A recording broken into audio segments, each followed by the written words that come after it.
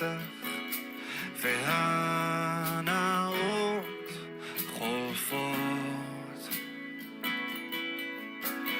אור שלא ימלא את החסר בי, אני בוחר בך.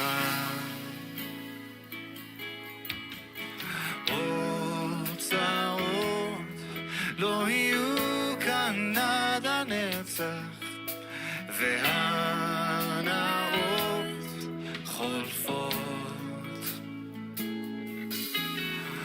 אור שלא ימלא את החסר בי, אני בוחר בך.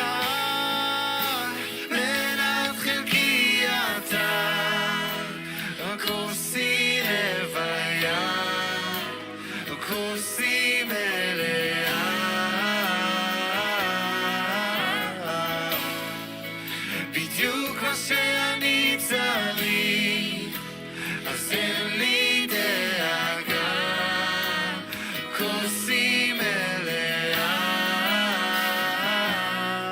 אני לא יכול להסתפק במה שיש לי, שכל הטוב בך. אני משוכנע לא אמצא עוד אחד כמוך, אני בוחר בך. מנת חלקי אתה, כוסי רוויה, כוסי מלאה,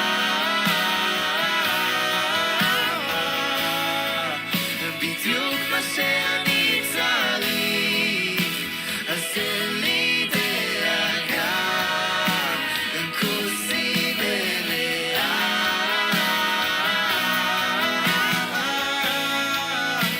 מנת חלקי אתה, כוסי רוויה, כוסי מלאה, אתה בדיוק מה שאני צריך, אז אין לי דאגה, כוסי מלאה.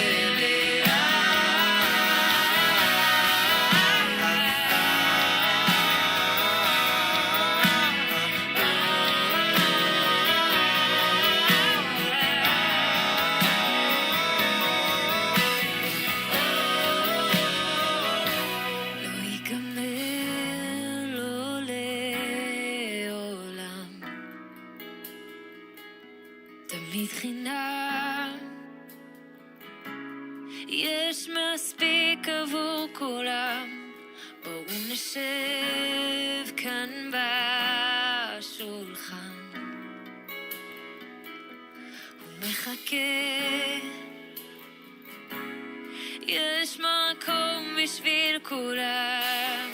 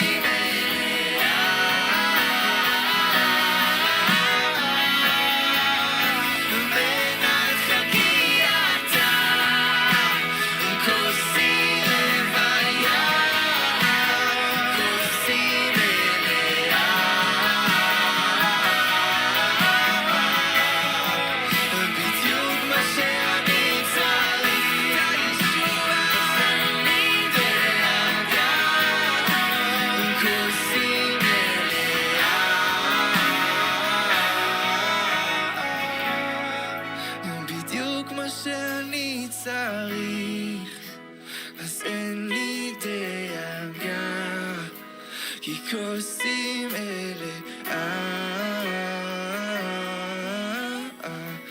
אתה בדיוק מה שאני צריך, אז אין לי דאגה, כי כוסים אלה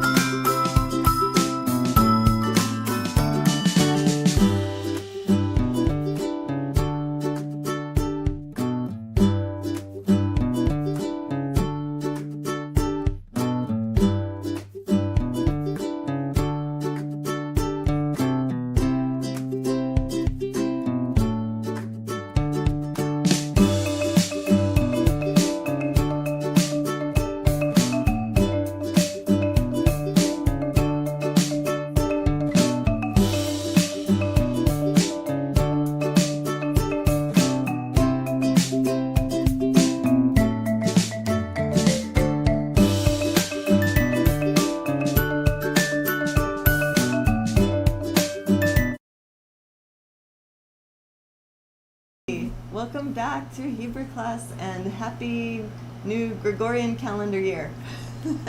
We just talked about how the actual new year, as most of us should know by now, is not in January. That was all like finagled by the pagans, also taken on by the Catholic Church and distributed to all the different denominations in the US, or the majority of them. And now that we know the truth, we know that the new year actually begins in March. Well, what we call March. I'm trying to remember the name of that month. Do either guys, do either of you remember the name of the month, the first year of the month? I want to say Tishri, but... Oh, I don't know. Okay. Aldian, are you there? Because if you know the name of the first month, my mind, it just went blank. Anyway, maybe someone could put it in the chat and we can figure this out. I think it's Tishri. But anyway, good to see all you guys. We had a pretty good break last week. As I was talking earlier in Digital Readers Club, it's very hot here today in Hawaii, and I'm so sorry for those of you that are in the bitter cold in early January here. Brick said it's snowing in Detroit. It's so hard to believe that that kind of weather is going on when it's just burning hot outside. Oh, yeah. There's a lot of people surfing today. The water probably feels really good, but we're in an air-conditioned room. We just praise God that we're here to do ministry and to fellowship with all of you, and we miss you guys. You know, it feels like it's been a little while. Yeah, welcome back. Yeah, even just 1 week off feels like it's been kind of long. Is it really only 1 week? Yeah. Yes. Just to let you know, I'm here. Were you asking for me earlier? Oh yeah, I don't know if it's come up in the chat, but my mind went blank and I couldn't think of the first year of the lunisolar year that's not March. The other name for it. Is it Tishri? It says Tishri. The first month of the year, right?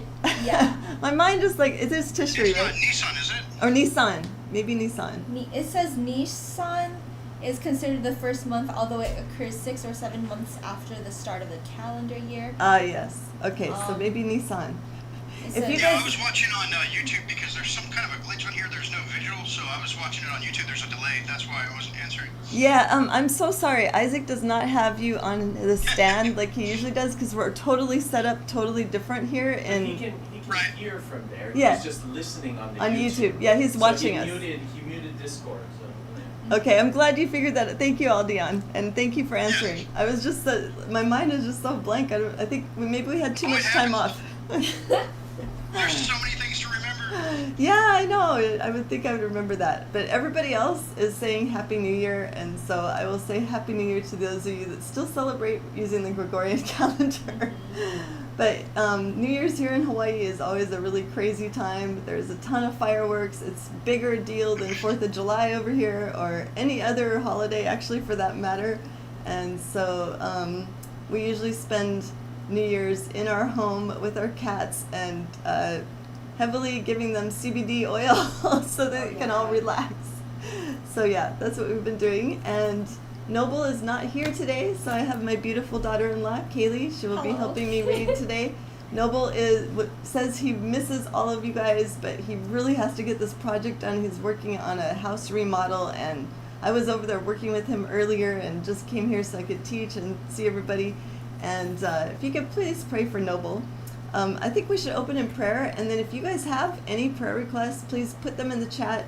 Tammy sent me a few already. Kaylee will be checking the chat for prayer requests. And so if you, that's another thing too, without Noble here, I'm a little lost as to what file he kept the previous prayer requests in.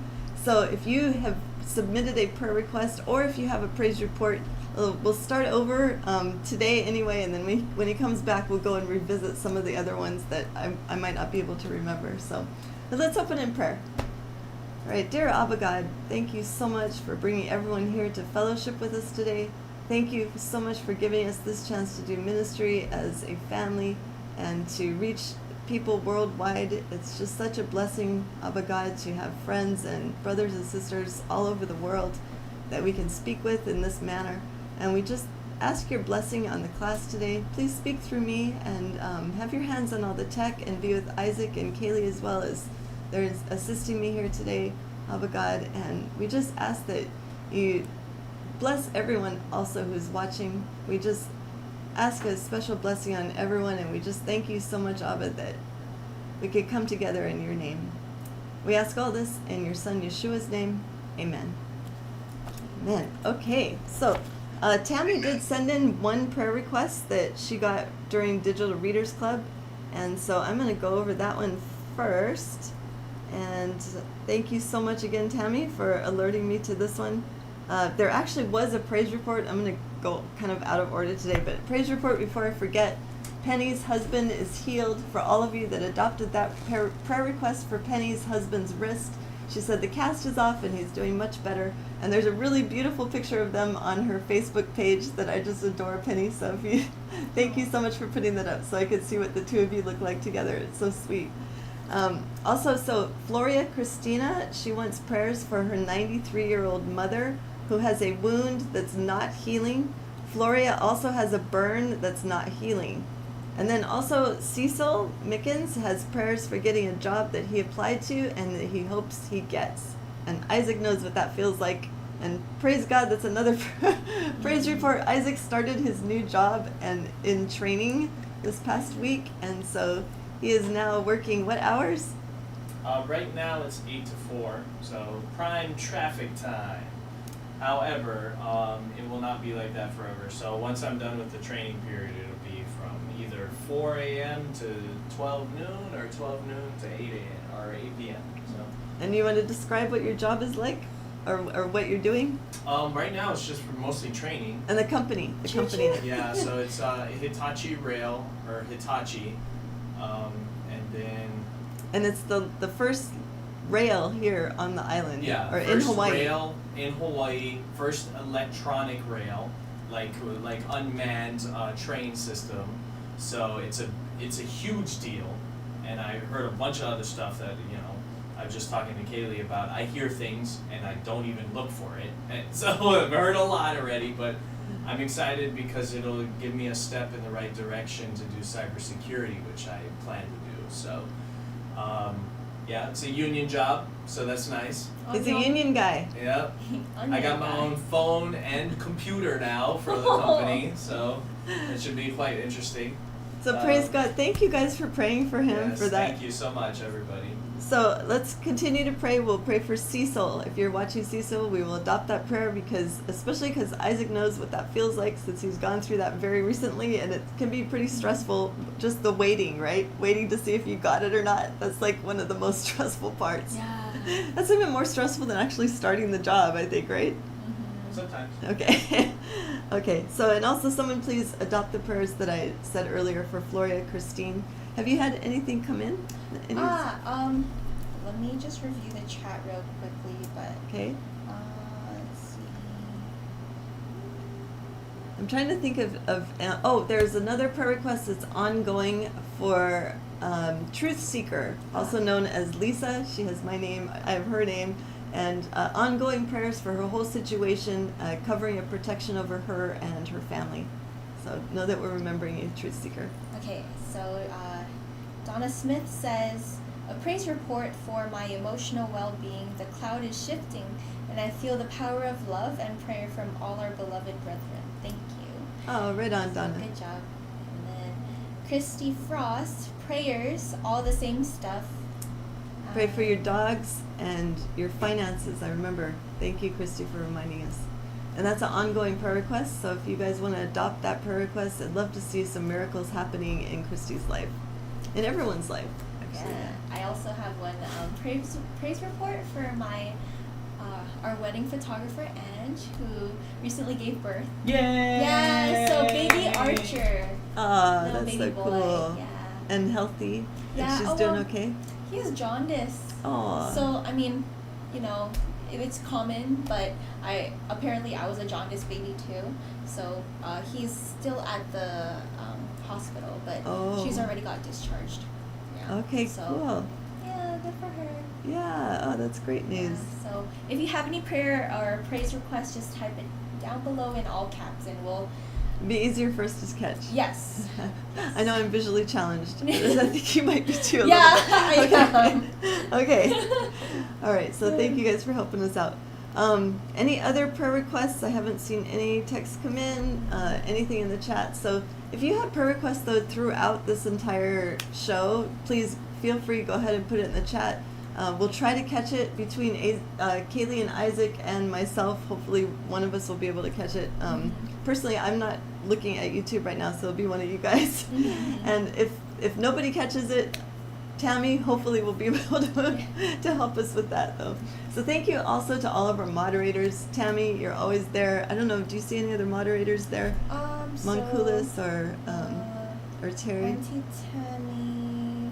Thank you so much for being so faithful, Tammy. I don't know what we'd do without you. Auntie Terry. Auntie Terry's there too. Oh, Yay. I mean, not Auntie Terry, to me. Terry, Todd, good to see you too, sister. Right on. I'm so glad you're here today. And then I think, yeah, that's pretty much it for now.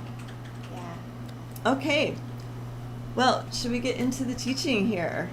I decided to teach on this today because over the last couple weeks, as some of you might know, I've been doing a bunch of different shows with Zen and hosting some of the speakers on Zen's channel, Zen Garcia. If you haven't had the chance to check out any of those live streams, they always record it, and now it's on Rumble as well. So they've been some awesome topics that we've been covering, and Zen, of course, with his wisdom, brings just so much extra information, just like he does during Digital Readers Club. Like, don't you really enjoy hearing from Zen as well as all the other readers too? Like, it's just so nice to have a conversation where about these types of topics that, you know, if you try to talk about this even in like any church here, everyone's just gonna look at you like something is wrong with you. They won't be able to even have a conversation about it because they don't know. I mean, we are a very small percentage that are like readers that are really diving into scripture, and I just really appreciate all of that. I mean, it's so cool to have like that as like a little kind of mini church online. And then of course this class is kind of designed to be like a church as well. So But yeah, Digital Readers Club, if you haven't joined yet, please join us. We had a couple new people today, and it's just so nice to see it's just growing, and we can all just interact, and it kind of seems like we might need a little more time eventually because there's so much to talk Add about. More time. Well, I'll talk way more. Okay, well that's gonna have to be coordinated with our class. Sorry. Okay. So we'll have to try to work that out, maybe with Justin. But if there is this many readers, I can totally see the conversation going maybe at least another half hour. Oh yeah, you know? we love all the input. Yeah, and I'd love to hear from everybody too, because I think there was like 8 people there today, and you know, just a few months ago we were praying that more people would be able to join, and the Most High is answering our prayer abundantly. I just think it's super cool. And then to have my daughter-in-law and my son participating, that's so nice. And one of these days, Noble will be back and participating after this job is done, this remodel thing. He's just really trying to put a rush on this. So if you can continue to pray for Noble, that's my prayer request. Anyway, so let's get into the teaching today. As you saw in the title, I'm going to be going into some very interesting material. I'm going to show you the books that I'll be using. This is one of them. This is called the Clementine Homilies. Isaac, can you see this right? This is available at sacredwordpublishing.com, and it is written by an author named Clement. And Clement is actually mentioned in Scripture. He was traveler with Peter, and he was kind of like his scribe, but he wrote down a lot of things that happened during his travels with Peter, the disciple. And so it's really amazing. Like, a lot of things in here connect to other books, which is why I'm using several different books today. I'm going to actually put up the list so you guys can see here. All right.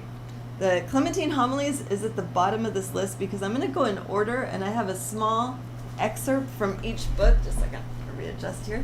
Is that right? Okay, so yeah. Is that better? I need you to shift a Be little straight. to your right. No, you move to your right. Okay. Yeah. I'll move the whole chair. Yeah. Okay, there we go. There Just we so go. the screen's in the way. Oh, okay. Oh, Yeah. perfect. Okay. So hopefully I used a really dark, kind of bold type, so hopefully everybody can see the words on here. And if you guys do have any of these books that you want to pull out and read along with me, please do so, because to me it kind of helps when someone's reading that you can actually look down, and I'm very visual, so I like to do that myself. The next book I'll be reading from, this is translated actually by Joseph Lumpkin. This is called the Book of the Giants, and it also includes some excerpts from the Dead Sea Scrolls, which is where the Book of the Giants is found as well, and also the Book of First Enoch. And there's several other texts in there, including Genesis 6, of course, verses 1 to 4. And so I'll be using this particular translation of several different books on here. So if you see on the list, there's the Book of First Enoch, that'll be out of this book, along with the Book of Giants, and then the Dead Sea Scrolls. And then I have another book I'm going to be reading from out of here. I don't have Sacred Word Publishing's copy of this, but it's also found in the Lost Books of the Bible and the Forgotten Books of Eden. It's the first and second books of Adam and Eve. So I'm going to be reading from the second book of Adam and Eve to kind of back up a little bit more of what I'm going to be talking about today. And, thank you, Isaac, the Book of Jubilees as well. Genesis 6, verse 1 to 4, I said earlier. And Kaylee will be helping me out read, because there's a lot of, I'm not going to be reading the entire book of each one of these because we would not have enough time, but just a small excerpt from each one. And the Keber Nagast, especially chapter 100, Kaylee will be assisting me reading that. That's a little bit lengthy. So we read the Keber Nagast maybe 2 years ago in Digital Readers Club. It's a pretty cool read. My favorite part of it is this particular chapter, though. The rest of it, it's kind of hard to find any other books that will back up any of the other information in this book, but this one definitely very much coincides with the Clementine Homilies. And Zen has taught on this before too as well, when he was going through. Loves extra biblicals as much as I do, or even more. I would highly suggest you get this book. Also, I'll be using the DDD. This is the Dictionary of Demons and Deities in the Bible. I like to call it the DDD for short. You can find this on eBay. I believe you can also find a digital copy of this for free online, which I'd recommend, because I just thank God that we bought this book like 4 or 5 years ago, and you go online to try to buy it today. We got it for $45. Mm. It's now over $400 Wow. for this book.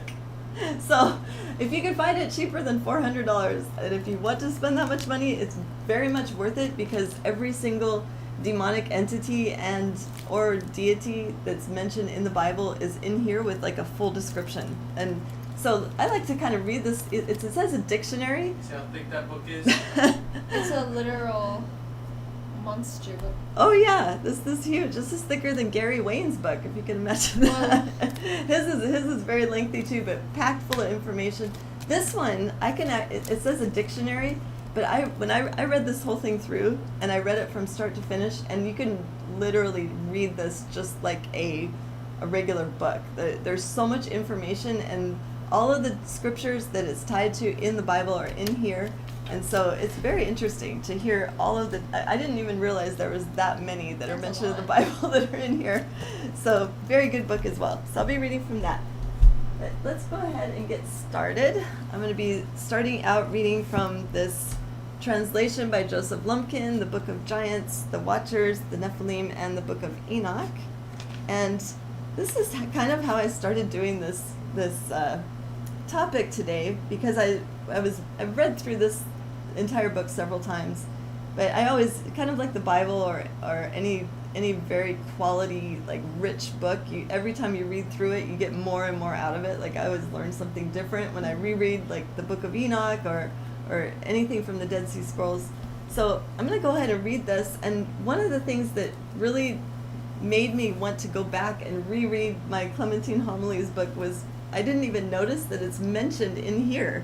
Mm. And so it's pretty neat how Joseph Lumpkin, he must be very well read and researched to put a kind of obscure book of like the Clementine Homilies that not too many people know about into his publication. So I'm going to go ahead and read this. I'm going to start with the excerpt from 1 Enoch that goes together with this. And this is from 1 Enoch chapter 14, verses 8 to 11. And again, this is Lumpkin's translation, so it'll be a little bit different from any of the other ones like R.H. Charles or Charles Worth or some of the other ones that are out there. The giants who were begotten by spirits and flesh, they will call them evil spirits on the earth. These spirits rise up against the sons of men. Then there's another excerpt underneath, how Lumpkin puts it in. This is from Jubilees chapter 10, verses 2 to 9. The sons of Noah came to Noah their father, and they told him about the demons who were leading astray and blinding and slaying his sons' sons.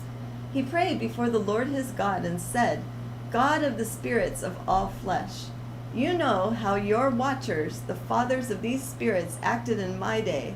As for these spirits which are living, imprison them too. The Lord our God bade us to bind all, but the chief of the spirits, Mastema, that means hater or enmity, came and said, Lord, Creator, let some of them remain with me, and let them hearken to my voice. If some of them are not left to me, I shall not be able to execute the power of my will on the sons of men, for great is the wickedness of the sons of men. He said, let a tenth of them remain before him. Now there's this next excerpt is from this book, the Clementine Homilies. As I said, it's in this one as well. This is the homily number 8, verses 18 and 19. And this is what caught my attention. Since the souls of the deceased giants were greater than human souls, inasmuch as they also excelled their bodies, they, being a new race, were called by a new name, like demons, and says in parentheses. A certain angel was sent to them by God, declaring to them his will and saying, these things seem good to the all-seeing God, that you lord it over no man, that you trouble no one, unless anyone of his own accord subject himself to you, worshiping you and sacrificing and pouring libations, and partaking of your table, or accomplishing anything else that they ought not, or shedding blood, or tasting dead flesh, or filling themselves with that which is torn of beasts, or that which is cut, or that which is strangled, or anything else that is unclean. Those who betake themselves to my law, you not only shall not touch, but if any of those who worship me go astray, either committing adultery, or practicing magic, or living impurely, or doing any other of the things which are not well pleasing to me, then they will have to suffer something at your hands. So I thought that was a very interesting way to tie in those first two. I'm going to go over to another part in this book that I highlighted on here, just to give you guys a little bit of background for those of you who haven't studied this before. This is also very heavily tied into Genesis chapter 6, verses 1 to 4, which is such a short and minute amount of information. But of course, now that we know about the book of First Enoch, we realize that the author of Genesis was like, okay, I only have to put a few verses in here about the giants because the whole thing is explained in Enoch's book. And unfortunately, they took that out. But this is from First Enoch chapter 6. And it came to pass when the children of men had multiplied, that in those days were born to them beautiful and fair daughters. And that backs up with this verse, Genesis chapter 6, verse 1 to 3. And it came to pass when men began to multiply on the face of the earth, and daughters were born unto them, that the sons of God saw the daughters of men, that they were fair, and they took them wives, all of which they chose. And the Lord said, My spirit shall not always strive with man, for that he is also flesh, yet his days shall be 120 years.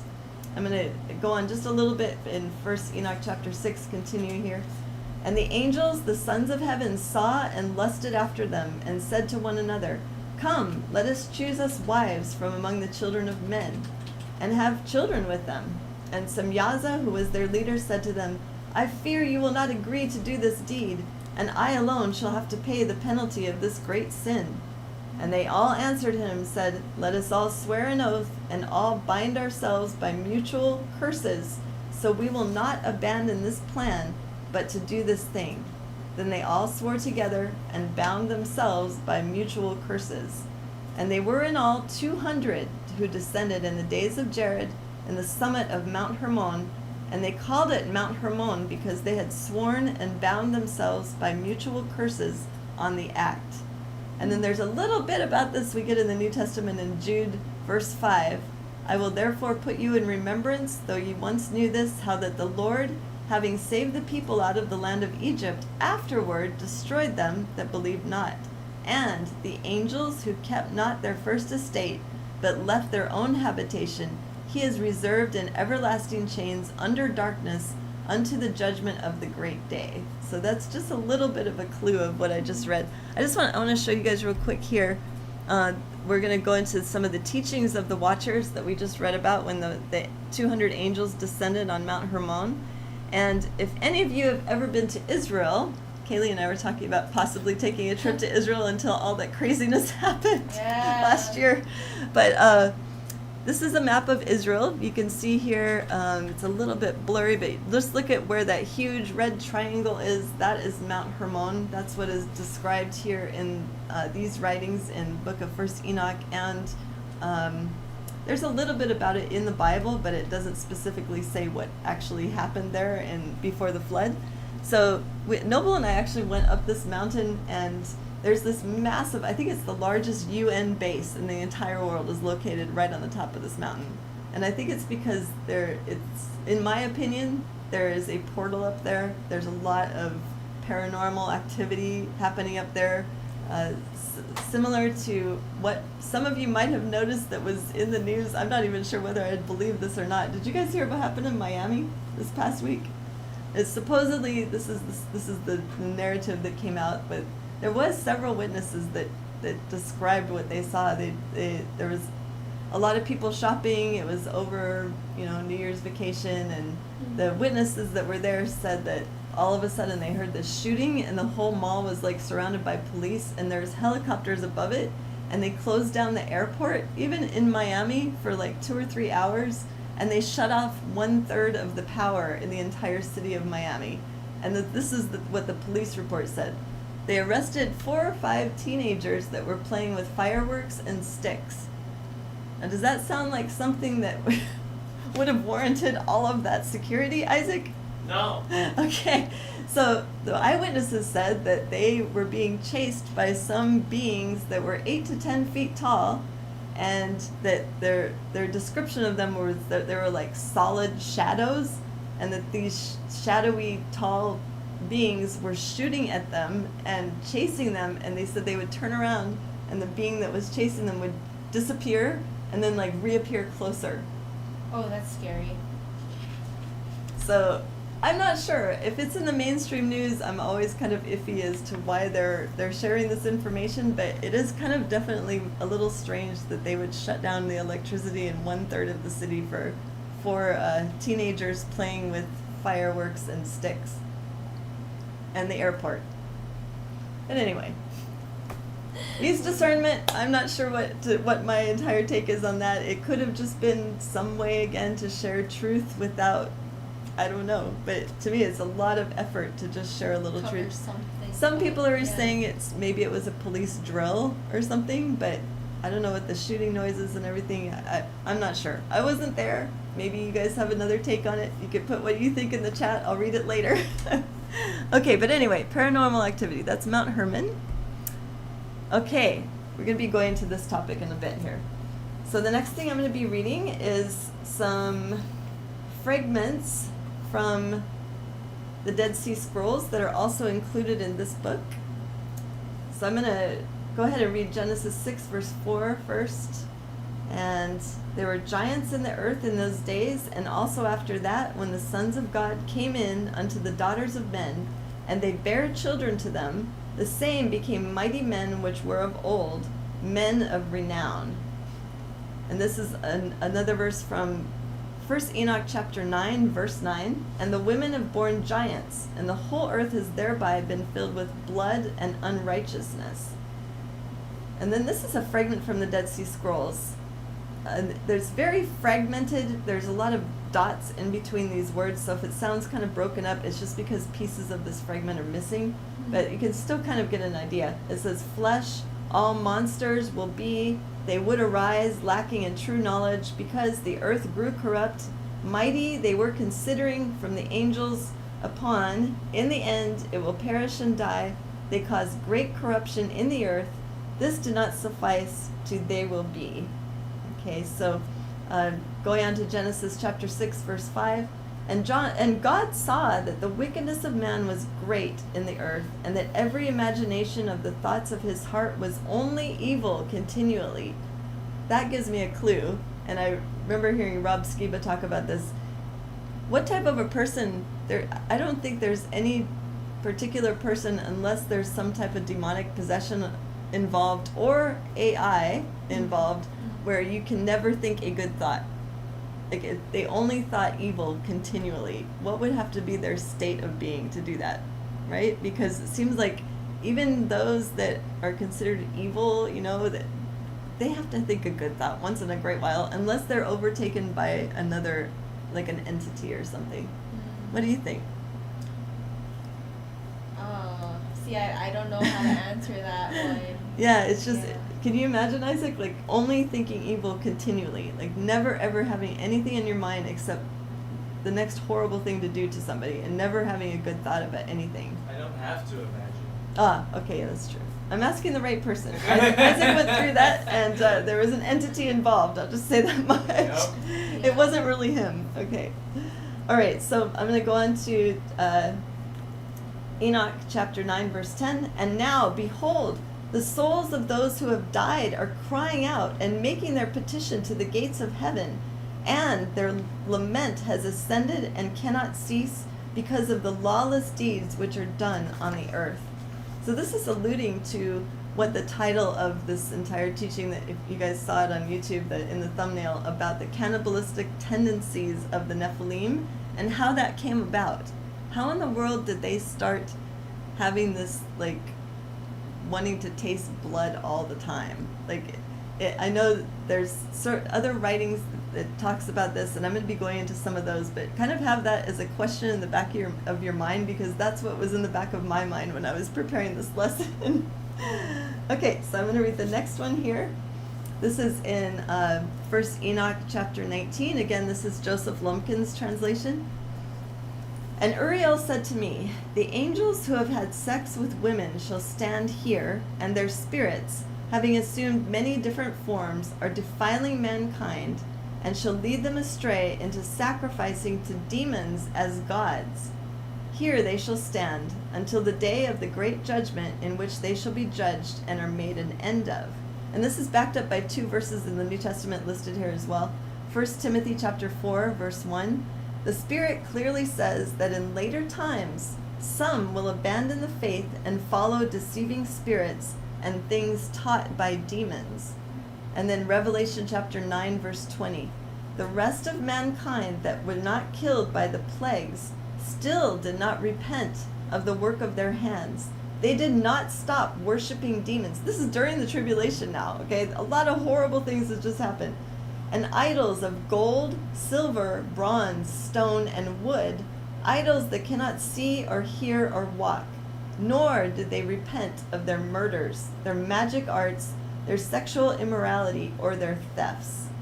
So this is telling what is prophesied to happen in the end times. We're getting very close. I feel like we're in the last days. We're getting ready to see a bunch of other things happen just because we've seen some of the signs, like the Euphrates River drying up. That's kind of a huge deal.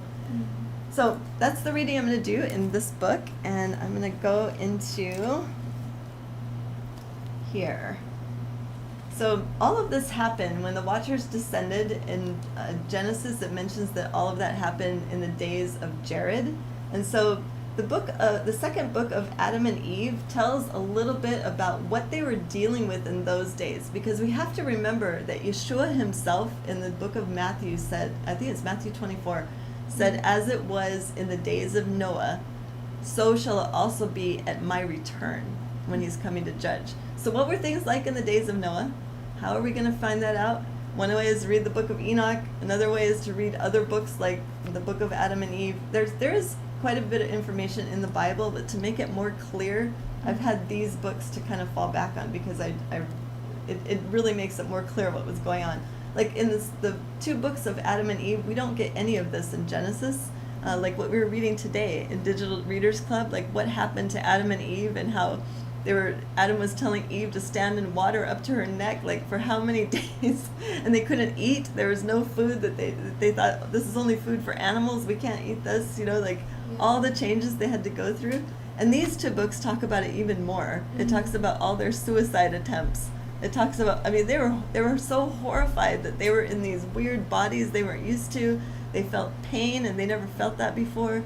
They experienced all different kinds of things, and it really gives a lot of detail. I'd suggest you read these. Oh, yeah. There's a lot of detail in these 2 books. So I'm going to read the second book of Adam and Eve for those of you who would like to follow along. I'm going to read part of chapter 17. And this is about Jared. So keep Jared in mind. He came in the line of Adam. He was one of the righteous. That in this book it talks about the righteous living up on the top of this mountain, and that all the children of Cain and all of them lived at the base of the mountain, and that the righteous leaders such as Jared and his forefathers were always instructing their offspring to never go down the mountain. Like, do not mingle with the children of Cain, stay up here, you have everything you could want up here, you have no need to go down there. And this is kind of where things changed a bit. Jared kept his father's commandment and rose like a lion over his people. He fed them in righteousness and innocence and commanded them to do nothing without his counsel, for he was afraid concerning them, lest they should go to the children of Cain.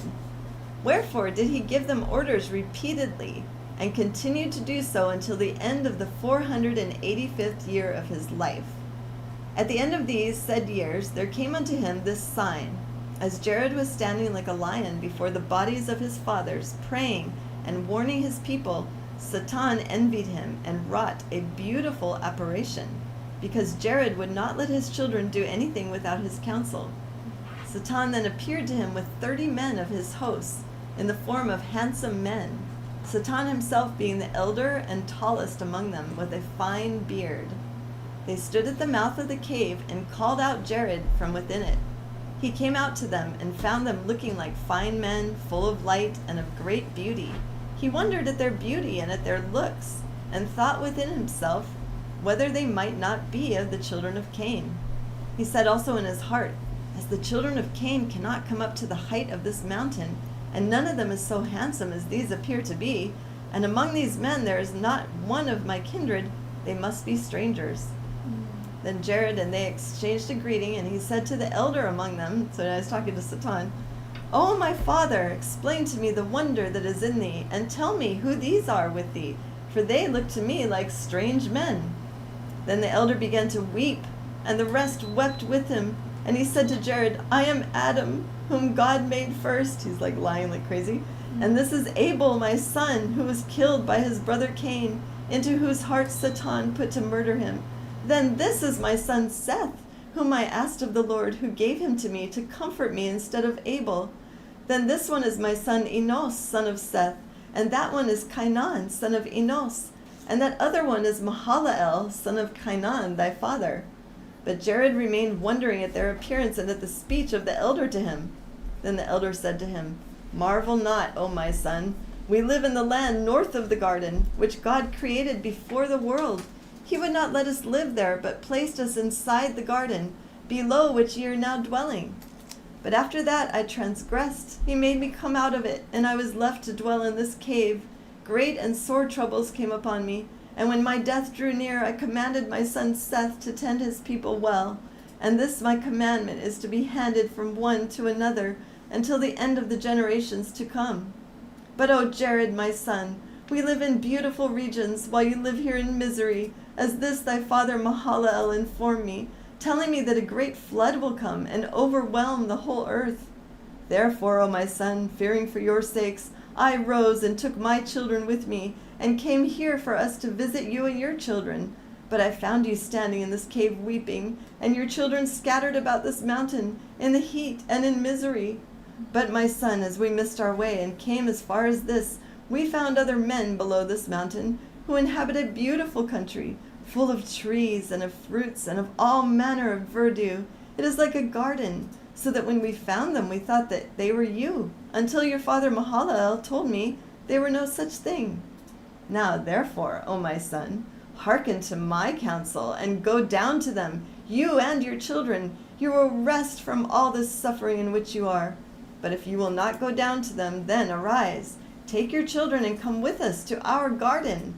You will live in our beautiful land. You shall rest from all this trouble, which you and your children are now bearing." But Jared, when he heard this discourse from the elder, wondered, and went here and there, but at that moment he found not one of his children. He answered and said to the elder, "Why have you hidden yourselves until this day?" And the elder replied, "If your father had not told us, we should not have known it." Then Jared believed his words were true. So that elder said to Jared, "Wherefore didst thou turn about so-and-so?" And he said, "I was seeking one of my children, to tell him about my going down with you, and about their coming down to those about whom you have spoken to me." When the elder heard Jared's intention, he said to him, "Let alone that purpose at present, and come with us. You will see our country. If the land in which we dwell pleases you, we and you shall return here, and take your family with us. But if our country does not please you, you shall come back to your own place." And the elder urged Jared to go before one of his children came to counsel him otherwise. So sly. Jared then came out of the cave and went with them, and among them. And they comforted him until they came to the top of the mountain of the sons of Cain. And I'm going to skip forward to read a little bit more. There's just one more short chapter here. This is chapter 19. God revealed to him, I'm going to start in verse 3. "But Jared, take care of the fire, that it burn bright in the lamp, neither go out again out of the cave." So he's kind of being admonished by the Most High. He went with with Satan and his men disguised as handsome men, and he went down the mountain, and then he's repenting. And so this is God kind of admonishing him. He said, "Jared, take care of the fire, that it burn bright in the lamp. Do not go out of the cave until you receive an order through a vision, and not in an apparition when seen by you. Then command again your people not to hold intercourse with the children of Cain, and not to learn their ways, for I am God who loves not hatred and works of iniquity." God gave also many other commandments to Jared, and blessed him, and then withdrew his word from them. Then Jared drew near with his children, took some fire, and came down to the cave, and lighted the lamp before the body of Adam, and he gave his people commandments as God had told him to do. Right, and I think it's interesting too, even just the name Jared is actually Yared in Hebrew, Yared. and that means to descend. So it was in the days of Yared that the watchers descended. It was in the days of Yared that the people the righteous people went down the mountain to mingle with the children of Cain. A lot of things happened during that time. All right, so I'm going to read a little bit. Well, actually, I'm going to read this a little bit later, but I just wanted to give you guys a little bit background of what I'm talking about here and about what the giants were all about. And so I'm going to have, let's see, what is on our list next? I'm going to have Kaylee assist me here. I went through all of those. I'm going to have her read the Kebra Nagast. This is chapter 100. If you guys have that book, especially if you're in Digital Readers Club, you probably have this book. Turn to chapter 100. This is the main one in the entire book that describes the giants. And this is so cool because when I read the Clementine homilies after she's done and after our break, you're going to see the connections here. Okay, so this is the Kebra Nagast, chapter 100. Chapter 100. Concerning the angels who rebelled. And there were certain angels with whom Yod-Heh-Vav-Heh was wroth. Now he, the knower of the heart, knew them, and they reviled Adam, saying, Since Yod-Heh-Vav-Heh has shown love to him, he has set us to minister unto him, and the beasts and creeping things, and the fish of the sea, and the birds of the air, and all fruits, and the trees of the field, and the heavens and the earth also. And he has appointed the heavens to give him rain, and the earth to give him fruits. And the sun and the moon also hath he given him, the sun to give him light by day, and the moon to give him light in the night season. He has fashioned him with his fingers, and he hath created him in his own image, and he hath kissed him and breathed upon him the spirit of life. And he says unto him, My son, my firstborn, my beloved. And he has set him in a garden to eat and enjoy himself, without sickness or suffering, and without toil or labor. But he has commanded him not to eat from one tree. And being given all these things by Yod-Heh-Vav-Heh, Adam has transgressed and eaten of that tree, and he has become hated and rejected. And Yod-Heh-Vav-Heh has driven him out of the garden, and from that time Adam has abandoned his hope, for he has transgressed the commandment of his Creator. And Yod-Heh-Vav-Heh answered the angels who reviled Adam in this wise, and he said unto him, Why do you revile Adam in this way? For he is flesh and blood and ashes and dust. And the angels answered and said unto him, May we declare before you the sin of Adam? And Yod-Heh-Vav-Heh said unto them, Declare his sin, and I will hear you, and I myself will answer you in respect of Adam, my servant. For Yod-Heh-Vav-Heh has worked on behalf of Adam. And Yod-Heh-Vav-Heh said, I created him out of the dust, and I will not cast away that which I have fashioned. I brought him forth out of non-existence, and I will not make my handiwork a laughingstock for his enemies. And those angels said, Praise be unto you, Elohim, for you the knower of hearts.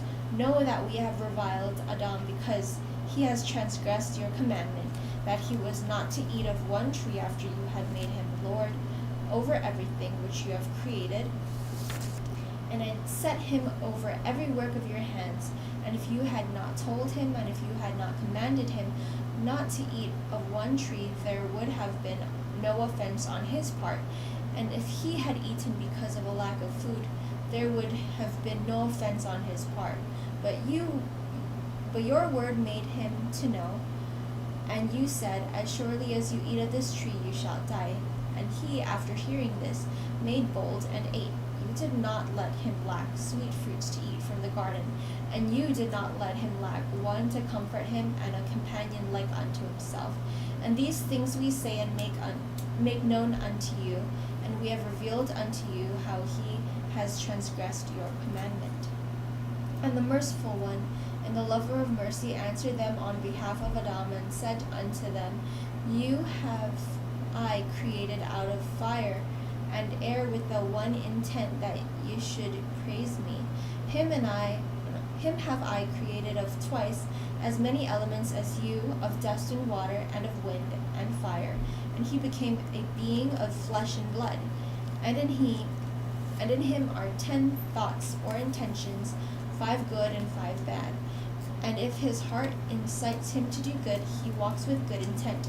And if the devil seduces him, he walks with him on an evil path.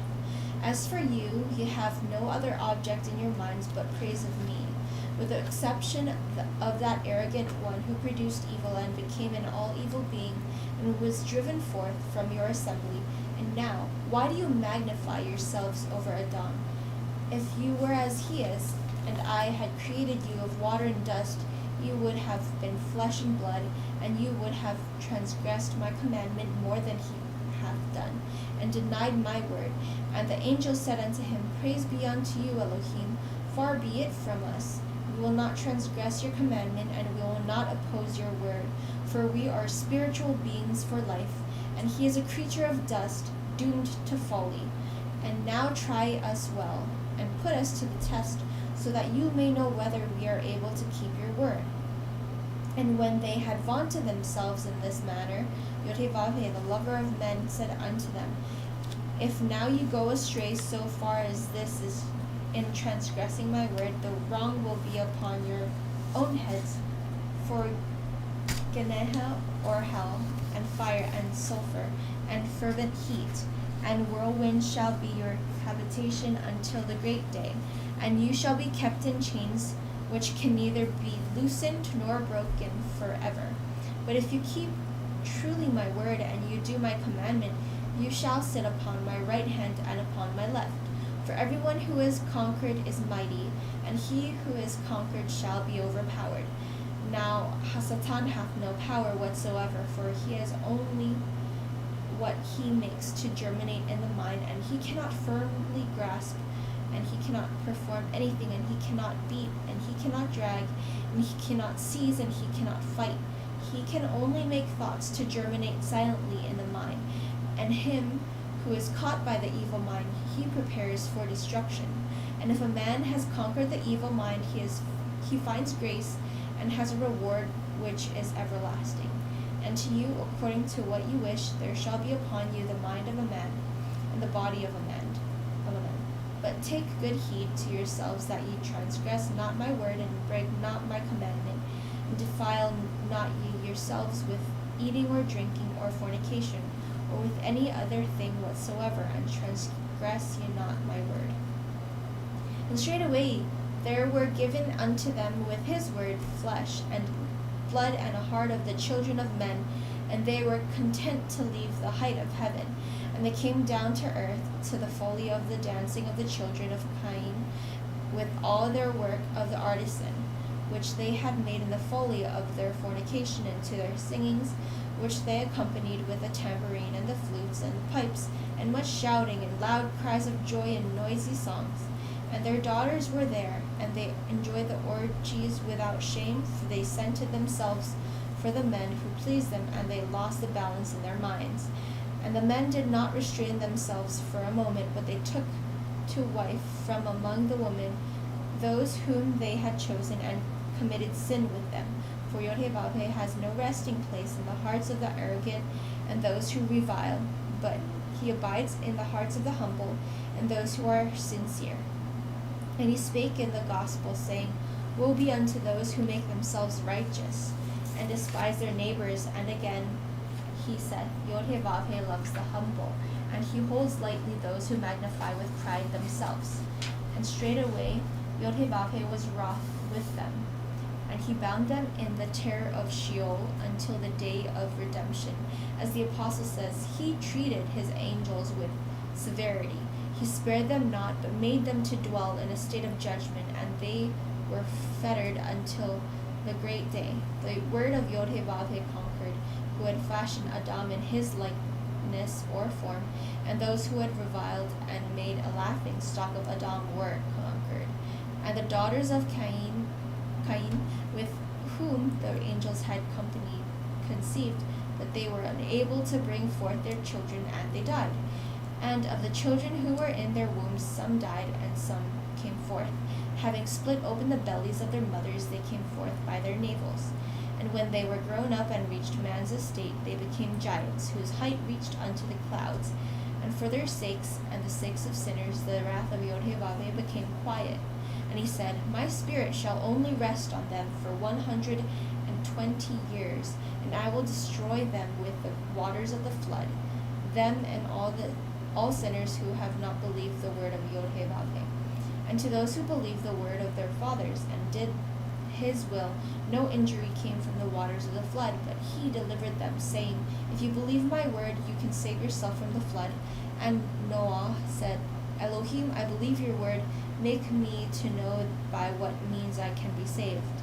And Yod-Heh-Vav-Heh said unto him, You can be saved from the water by wood. And Noah said, How, O Lord? And Yod-Heh-Vav-Heh said unto him, Make a 4-sided ark, and build it with the work of the carpenter, and make for it 3 stories inside, and go into it with all your house. And Noah believed the word of Yod-Heh-Vav-Heh, and made the ark, and was saved.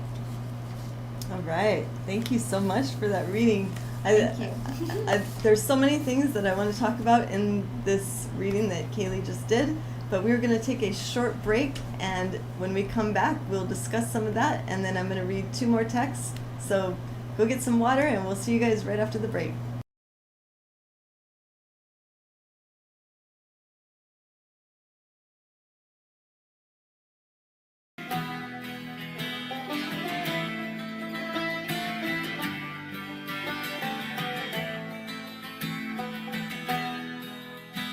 הראה לי את הדרך לשוב אליך, גם אם קשה תהיה, לשוב להיות בגזרותיך, הדרך בסופה אחיה. אז אשוב אתן לך את חיי, כל פינה שבליבי את נפשי, שם אתה לי בקרבי. אז אשוב אתן לך את חיי, כל פינה שבליבי את נפשי, שם אתה לי בקרבי. אתה שם איתי, רבות הדרכים אותה ניסיתי, וכולן הלכתי טועה. רבים בקולות להם הקשבתי,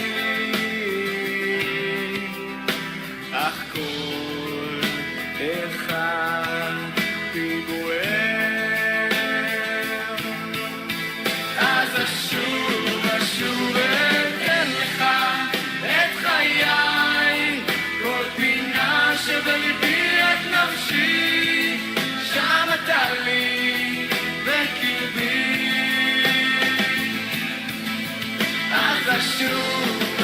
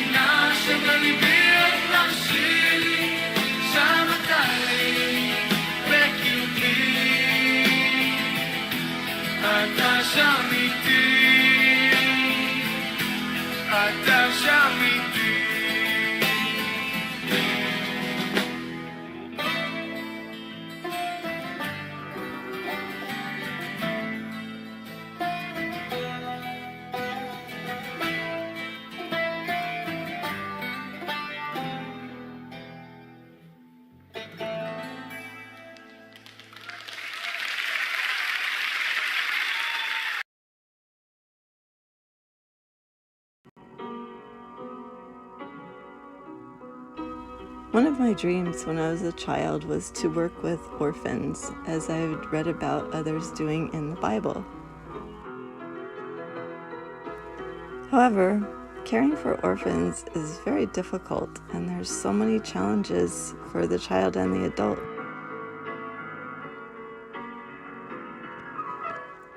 It was clear to me that the Most High had his hand on Isaac from a young age.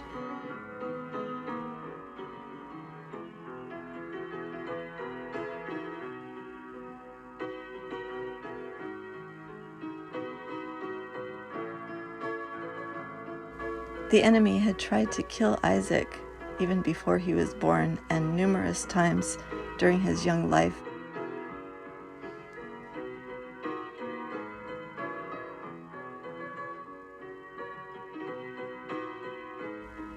I began writing this book in 2011 after we had gone through the most miraculous and most stressful time. This book is inspiring because of Isaac's experiences and how the Most High really brought him through so much from the time of his birth up until today. To purchase, go to sacredwordpublishing.com bookstore. Hello, welcome back everybody. I hope you enjoyed that reading that Kaylee did right before our break from the Keber Nagast 100, chapter 100. I wanted to touch on a few things in here, and then I have a couple more supporting texts. I'm going to, just bear with me, I'm trying to give a little bit of a good background so that we can get to the point as to what the answer to my question would be that I had shared with you kind of near the beginning of this lesson, that how did the Nephilim develop the taste for human blood? Because they were half human, you know, I wanted to know in my mind how that progressed, because they did not start out as being, I mean, there is speculation that Cain was the first cannibal, which is why some people say, oh, Cain, Abel, it's like cannibal. I haven't personally seen definite proof of that with some pretty good witnesses to back that one up, but as far as I know, the Nephilim that were born in the days of Jared, when the Watchers descended, that they did not start out as having the taste for human flesh. So I'm going to read some more supportive text on that, but I want to touch on a little bit about what you read, especially in kind of halfway through, where she said, now Satan has no power whatsoever, for he has only what he makes to germinate in the mind. That's the only way that he can attack us, is through a mind. He cannot grasp firmly, in other words, he can't like physically grab you. He cannot perform anything. He cannot beat. He cannot drag. He cannot seize. He can possess other people to do these things to you, you know. He cannot fight. He can only make thoughts to germinate silently in the mind. And him who is caught by the evil mind he prepares for destruction. But if a man has conquered the evil mind, he finds grace and has a reward which is everlasting. Okay, so I wanted to touch on that just because I thought that's super important for us to know when we consider spiritual warfare and what Satan can and cannot do to us. And so if you know that he attacks through the mind, it's so important to continually have prayer and scripture and, you know, heavenly thoughts through your mind so that he cannot insert things and cause all kinds of chaos and confusion. And then I also wanted to touch on this part too, because I'm going to go into this in a little bit. In the Keber Nagast, the next part, it says, when he's talking to these angels, they're asking the Most High that if they could have bodies to go into the earth. And when I read in the Clementine homilies, it's going to make it even more clear, but it really is backed up by this text a lot. So I'm going to read this just little part again. And so the Most High decided, okay, that's what they want. I'm going to give them bodies. I'm going to give them like certain parameters that they can use their bodies when they are on earth. So it said, straightway they were given unto them with his word flesh and blood and a heart of the children of men. And they were content to leave the height of heaven, and they came down to earth to the folly of the dancing of the children of Cain, with all their work of the artisan, which they had made in the folly of their fornication. And these are also too, remember who the father is of the children of Cain. If you've studied any of Zen's work on the serpent seed, you know that the father of Cain was not Adam. He's not included in Adam's bloodline. He had a different father, which was a fallen angel, and some call him Lucifer. The Jewish legend calls him Samael. There's all different names for him, but it was not Adam. So they were dancing with the children of Cain. They had accompanied with the tambourine, the flute, the pipes, much shouting, loud cries of joy, and noisy songs. And it talks about all the things that happened. They saw the daughters of Cain, that they were beautiful. Of course, they didn't go straight for the daughters of Seth because they were righteous. They would have known better. They wouldn't have probably been attracted I mean, I'm sure they were beautiful. I'm not saying they're not, but as far as the orgies and all of the music and all the seduction and everything, the daughters of Cain had all of that going on. So that's what they were, and the loud cries of joy and noisy songs and certain scents that they'd even put on. I mean, they're still kind of doing that today, like Victoria's Secret type of stuff. And they scented themselves for the men who pleased them, and they lost the balance in their minds. So that ties in directly with how the enemy attacks through their mind. And so these men that were actually angels, they did not restrain themselves for a moment, but they took to wife from among the women those whom they had chosen and committed sin with them. So this is what brought upon everything that happened in the book of First Enoch with their judgment and everything. Here you go. And so I'm going to read to you a little bit of what the book of Enoch actually has to say about this time period. And this is in chapter 15. Again, this is Joseph Lumpkin's translation of the book of First Enoch. And this gives another account that backs up just what the Kebra Nagast said there. Chapter 15. All right. So, the Most High is speaking to Enoch here. He answered and said to me, and I heard his voice, "Do not be afraid, Enoch, you righteous man and scribe of righteousness. Approach and hear my voice.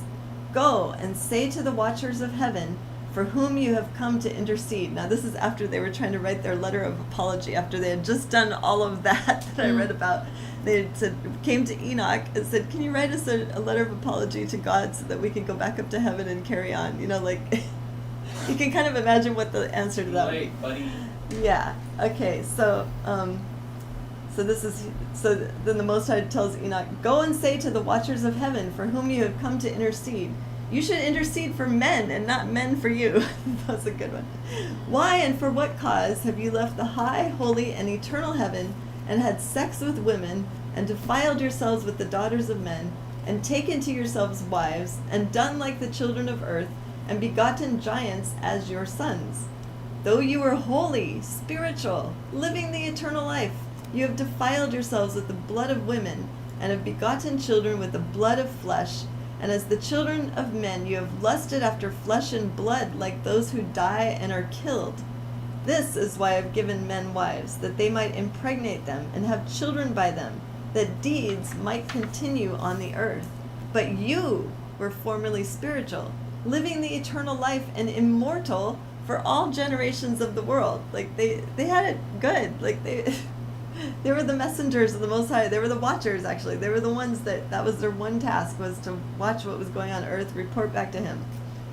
"Therefore I have not appointed wives for you. You are spiritual beings of heaven, and in heaven was your dwelling place." In other words, that wasn't part of the deal of me making you have human bodies. You were supposed to do other things. And we're going to read about those in the Clementine homilies, what they were actually supposed to be doing.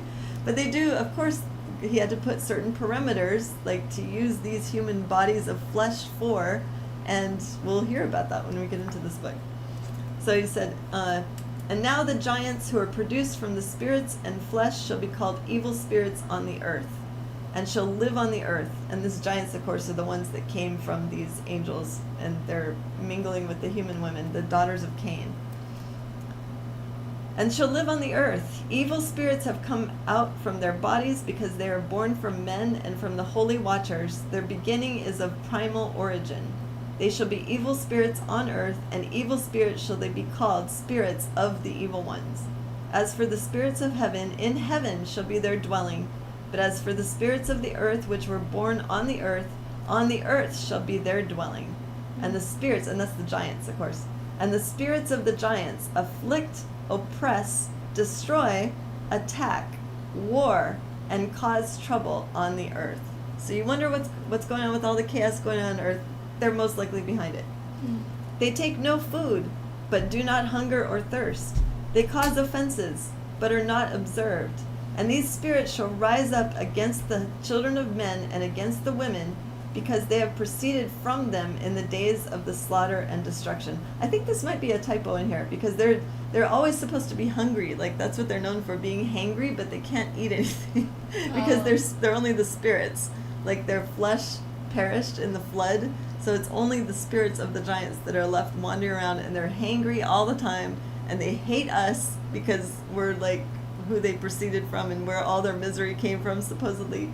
But they do like to inhabit the bodies of people who look like men and women. So it's kind of tough to tell sometimes, Yeah. but you shall know them by their fruits also too, is what the Bible says. So if you have, I mean, I don't think we should all go around and think everyone's, point out people who are possessed, but you pray before you go into a home where you know that there's no believers, in the Most High, or pray before you have people come into your home. Always cover your home with the blood. I know when we've been watching Nathan Reynolds, and he talks about that quite a bit, because he's been heavily oppressed in the past. If you have a past where you know that you've been oppressed or even possibly possessed, make sure your home is covered. Anoint your home with oil. And he does that on a regular basis. I think he says he does that every time when he wakes up. He and his wife pray together. They cover their home with prayer. They rebuke any enemy, any evil spirits that are trying to attack them or their children. And he said and by doing that, that's given him more of a peace. And I think that's a great way for the rest of us to do as well. Just to keep your home protected. This is like your sacred place here, where you have your prayer and your family, and you're worshiping the Most High here. And some of you might even have Bible studies in your home, or like Isaac and Kaylee, we have our production room here in their home, or we're sharing truth with people. We're reading scripture, and we're trying to make sure everyone's not spiritually starving. We want to try to share what we've learned, and fellowship. It's all of it is just so important. All the different principles in the Bible. Okay, so there is an author's note in here from Joseph Lumpkin. He says, "These are the evil spirits and demons. These are the disembodied spirits of the offspring of angels and humans, and we know them to be the giants." And I'm going to read a little bit from the book of Jubilees. This is continuation on here, along the same lines, just another witness, so we can know that there's more than one book saying these things. "Because of these three things came the flood on the earth, namely, the fornication that the watchers committed against the law of their ordinances when they went whoring after the daughters of men, and took themselves wives of all they chose, and they made the beginning of uncleanness. And they begot sons, the Nephilim," which is, in Hebrew, it means the fallen ones. If it's just Nephal, it's like the fallen. But if it's plural, it has an im on the end there, so it's the Nephilim. "And they were all dissimilar, and they devoured one another, and the giants killed the Nephil. The Nephil killed the Elho," and I'm not sure what that is. It's in the book of Jubilees. "The Elho killed mankind, and one man killed one another." There might be just like different levels of giants, if they have more Nephilim blood or less when they mingled with more wives. "Everyone committed himself to crime and injustice, and to shed much blood, and the earth was filled with sin. After this they sinned against the beasts and the birds, and all that moved and walked on the earth, and much blood was shed on the earth." So this is, in Jubilees, we get like definite, this is where all the blood started happening. So they started with the animals. "And men continually desired only what was useless and evil." This is another one. They only thought evil continually. "And the Lord destroyed everything from the face of the earth because of the wickedness of their deeds, and because of the blood they had shed over all the earth. He destroyed everything." And we're back in Enoch chapter 16. "And at the death of the giants, spirits will go out and shall destroy, without incurring judgment. Coming from their bodies, their flesh shall be destroyed until the day of consummation, the great judgment in which the age shall be consummated over the watchers and the godless, and shall be wholly consummated." And this is backed up by Matthew chapter 8, verse 28. "And when he was come to the other side into the country of the Gergesenes, there met him two possessed with devils," and this is the demonic entities, "coming out of the tombs, exceeding fierce, so that no man might pass by that way. And behold, they cried out, saying, What have we to do with thee, Yeshua, thou Son of God? Are you come here to torment us before the time?" So they're all over in the Bible. They're all over in these extra biblicals too. They've always been hating on the children of men, of course, on us. They cannot stand humans, and so they do everything possible to make our lives like totally miserable, which is why we can have peace by focusing on the Most High God, by meditating on His Word day and night, and that's promised in Scripture, and it is really true. If you stop setting your mind on all the things of the world and constantly looking at what's going on in the news next. I mean, I mentioned that earlier just because I thought that paranormal activity was a little interesting, but to not constantly focus on the next election or what's going to happen or just like anything worldly. I mean, it's good to know your enemy and his tactics so you can recognize what's going on and you can relate it to prophecy in Scripture. That's what I like to do too. But, for the most part, just continue in prayer and stay close to the Most High, and you'll have peace. And you'll be much less vulnerable to attack, that's for sure. Okay, so I'm going to read from the Dictionary of Deities and Demons in the Bible. I'll let you hold on to this one. That'll come next. So, like I said earlier, this book is amazing. It has all of the deities and demons that are mentioned in the Bible. I call it the DDD. And it was put together by a variety of different authors and edited, and there's different reviews by certain rabbis in here as well as other researchers. It's kind of a big collaboration to kind of give us a really good idea as to what these demonic entities are all about. So I'm going to look at the one that's called Nephilim. It's under N.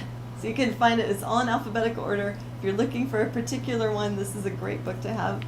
I'm just going to read you a little bit there's quite a bit of information. There's several pages on this, but I'm going to read you a bit so you can get an idea of what this book, how valuable this book is. All right, I'm going to start here.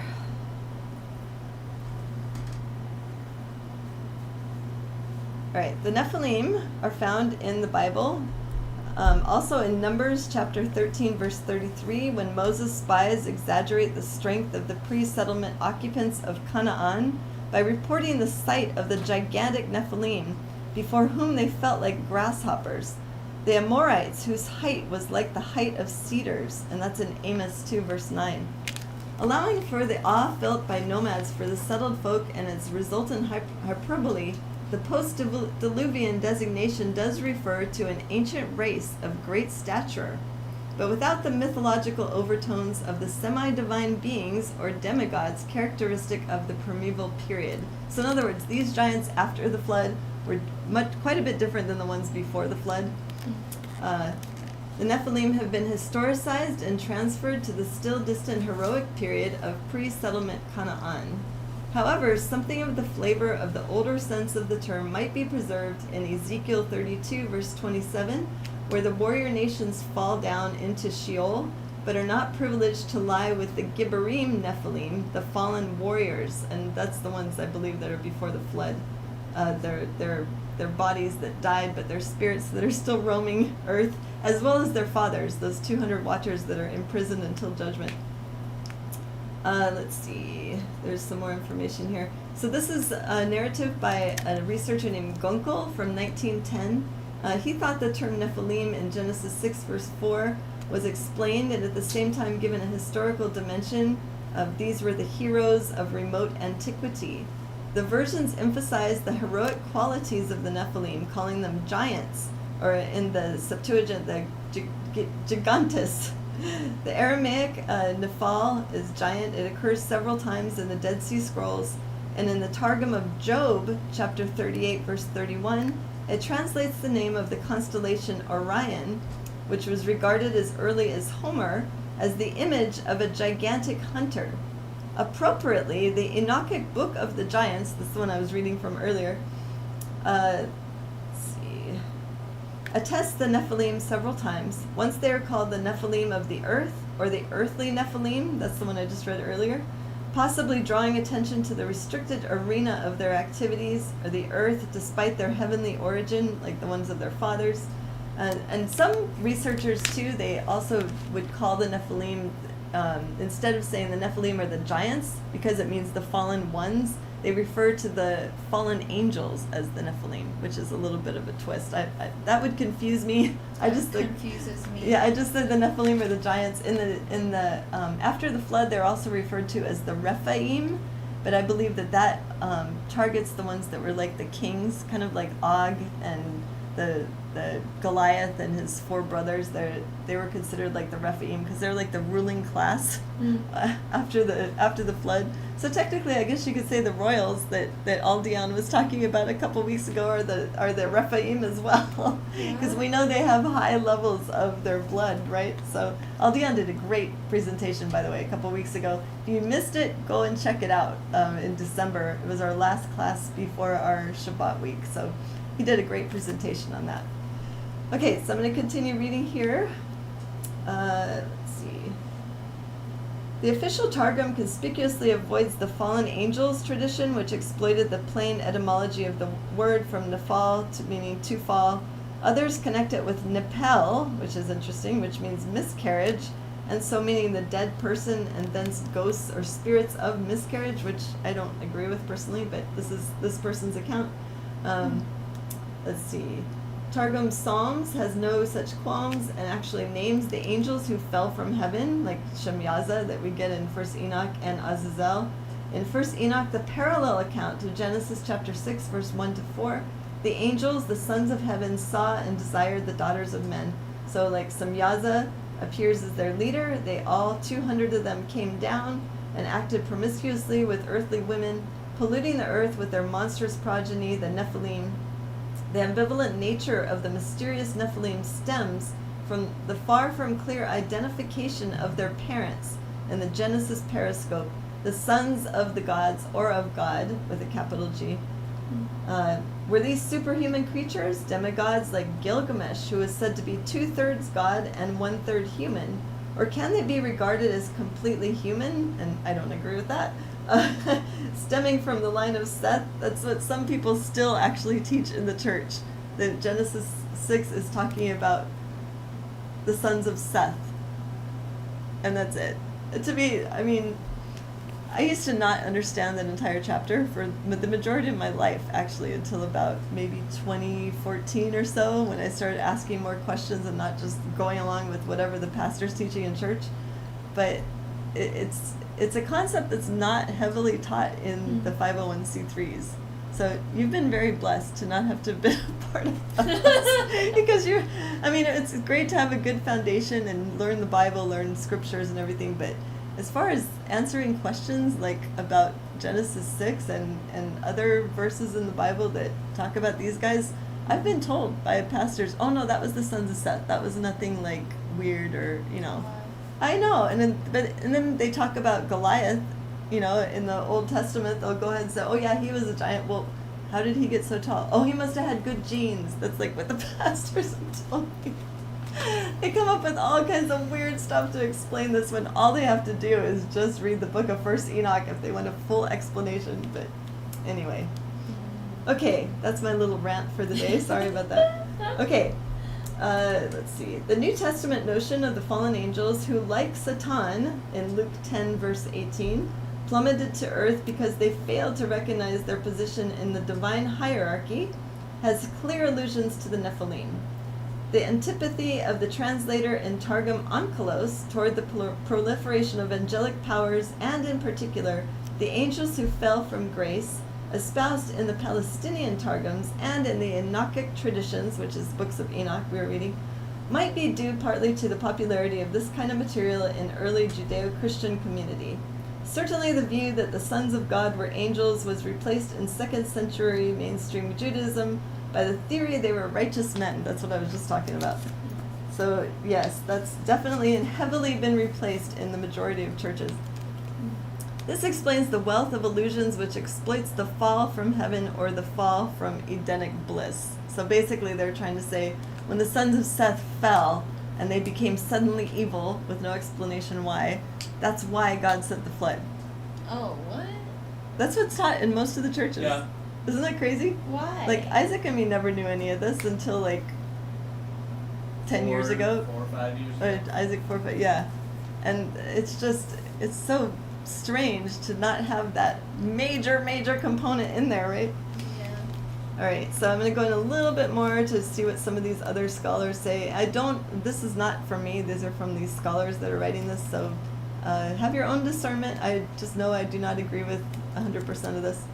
Mythological analogies from the ancient world have been drawn on as background to the original Hebrew. From classical mythology, the incident in which Zeus, with the help of thunder and lightning, hurled Kronos and the other titans from heaven. It's like so obvious that they're talking about what actually happened, but everyone says, oh no, that's mythology. That's just like Greek mythology. Wow. Then we go to Greece and they're like, no, that's our actual history. So yeah, us in the US, we're like starving for truth here. Okay. Let's see. Kaylee drew attention to the Mesopotamian Atrahasis legend, in which the decision to destroy humans by means of a flood follows a population explosion on Earth, which threatened the equilibrium that existed between gods and men. So these are just like theories that like other scholars are coming up with to try to explain the flood without having the giants or fallen angels involved.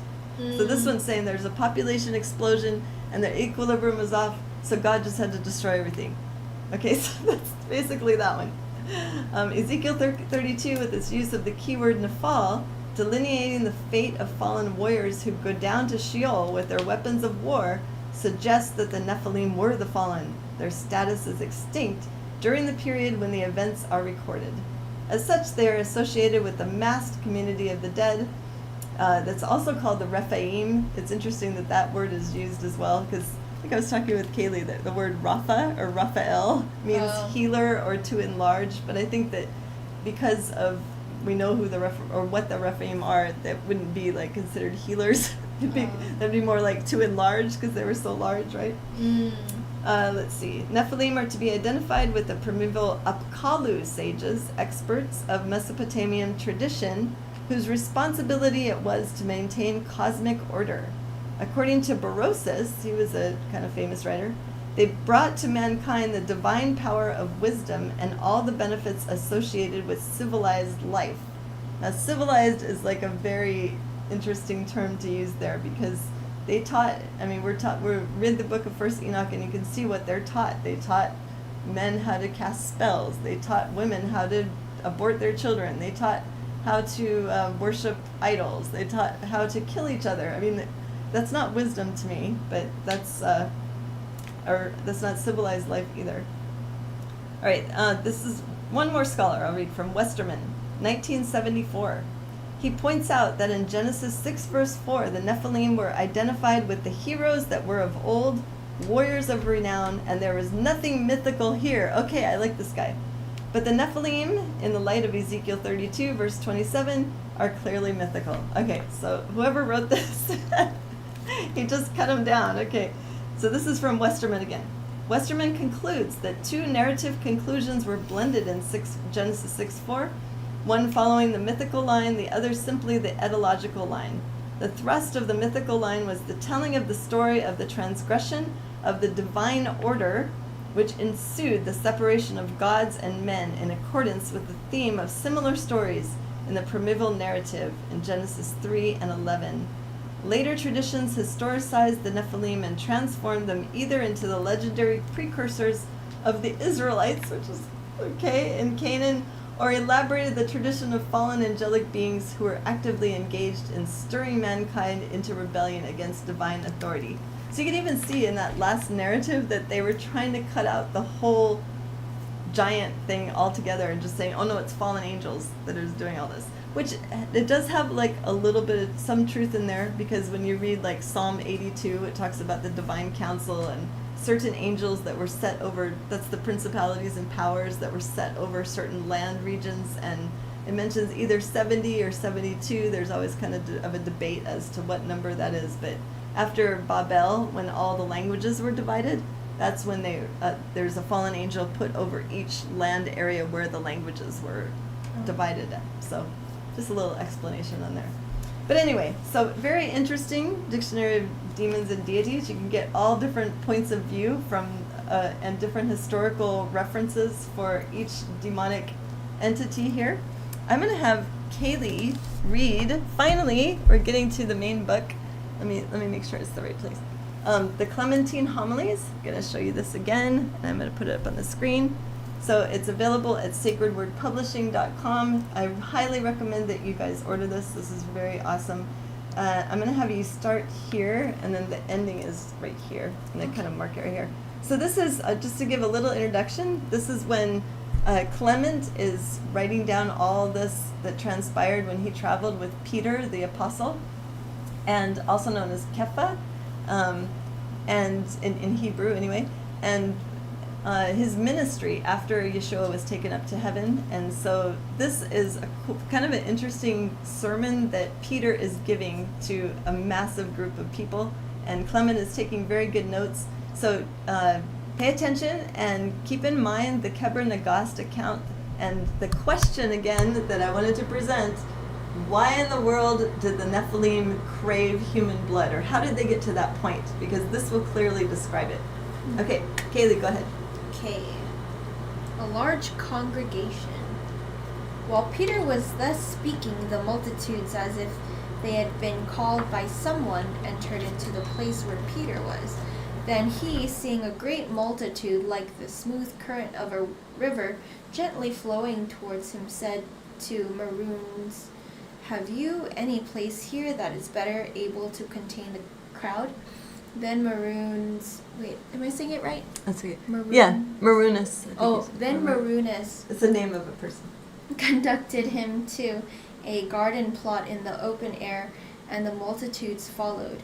But Peter, standing upon a base of a statue, which was not very high, as soon as he had saluted the multitude in pious fashion, knowing that many of the crowd that stood by were tormented with demons and many sufferings of long standing, and hearing them shrieking with lamentation, and falling down before him in supplication, rebuked them and commanded them to hold their peace, and promising healing to them after the discourse, began to speak on this wise. Okay, and then let's see, and then continue. It's really, I think it's very interesting. I wanted to tell you too, because you're going to see marks all over the place here. Okay. So when I purchased this book, it was when we were at Zen's house, and he actually gave me his copy, so Okay. So that's what that is. But just keep going into Okay. this. Okay. I see. Thank you. Thank you. I'm gonna be right back. So the next chapter is Vindicate the Ways of God to Men. While beginning to discourse on the worship of God to those who are altogether ignorant of everything, and whose minds have been corrupted by the accusations of our adversary Simon, I have thought it necessary first of all to speak of the blamelessness of the God who has made all things, starting from the occasion seasonably afforded by him, according to his providence, that it may be known how with good reason many are held by many demons and subjected to strange sufferings, that in this the justice of God may appear, and that those who through ignorance blame him now may learn by good speaking and well-doing what sentiments they ought to hold, and recall themselves from their previous accusation, assigning ignorance as the cause of their evil presumption, in order that they may be pardoned. Next chapter is the original law. But thus the matter stands: the only good God, having made all things well, and having handed them over to man, who was made after his image, he who had been made breathing of the divinity of him who made him, being a true prophet, and knowing all things, for the honor of the Father who had given all things to him, and for the salvation of the sons born of him, as a genuine father, preserving his affection toward the children born of him, and wishing them for their advantage to love God and be loved of him, showed them the way which leads to his friendship, teaching them by what deeds of men the one God and Lord of all is pleased, and having exhibited to them the things that are pleasing to him, appointed a perpetual law to all, which neither can be abrogated by enemies, nor is vitiated by any impious one, nor is concealed in any place, but which can be read by all, To them, therefore, by obedience to the law, all things were in abundance, the fairest of fruits, fullness of years, freedom from grief and from disease, bestowed upon them without fear, with all salubrity of the air. Cause of the fall of man. But they, because they had at first no experience of evils, being insensible to the gift of good things, were turned to ingratitude by abundance of food and luxuries, so that they even thought that there is no providence, since they had not by previous labor got good things as the reward of righteousness, inasmuch as no one of them had fallen into any suffering or disease or any other necessity, so that, as is usual for men afflicted on account of wicked transgression, they should look about for the God who is able to heal them. But immediately after their despite